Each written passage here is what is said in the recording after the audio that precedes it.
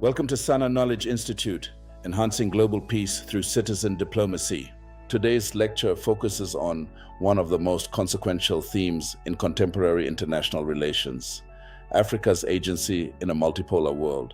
This topic is being repeated by popular demand, reflecting the growing recognition that Africa is no longer a peripheral actor, but an emerging center of global influence. Multipolarity refers to an international system where multiple major powers, rather than one or two, shape global outcomes. Today's world is defined by the strategic interplay of actors such as the United States, China, the European Union, India, Russia, and influential regional powers.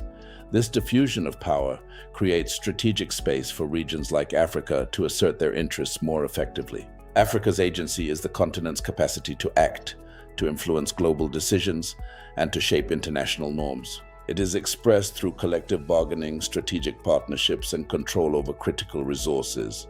Demographic leverage, continental integration, and diplomatic coordination. Agency is practical power exercised through choices and negotiation. Africa possesses some of the world's most essential minerals for the 21st century economy: cobalt from the DRC, lithium from Zimbabwe and Namibia, and manganese from South Africa and Gabon. Rare earth elements, platinum group metals, and graphite.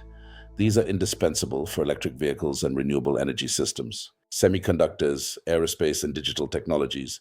In a multipolar world, these resources become strategic bargaining chips. Africa can enhance its agency by insisting on value addition before export and coordinating mineral policies through the African Union.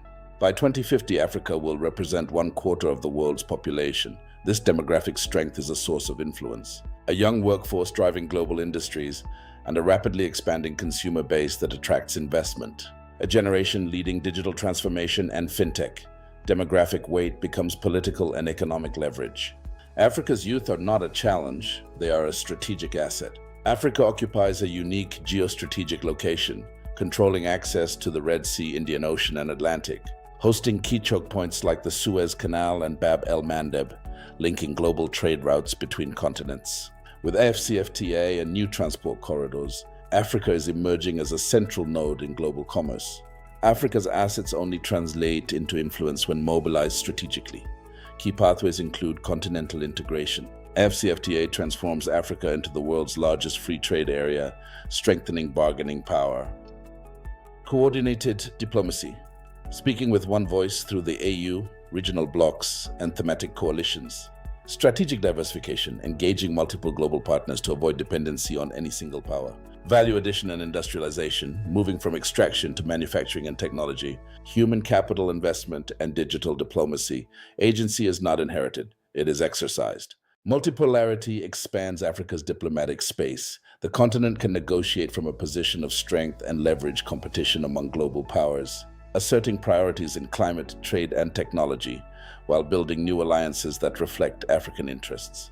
Africa is not a passive arena of great power rivalry. It is an active architect of global futures. Africa's assets give the continent unprecedented leverage in the emerging multipolar order. The challenge is to convert these into sustained agency. Africa is not waiting to be invited. Africa is claiming its place.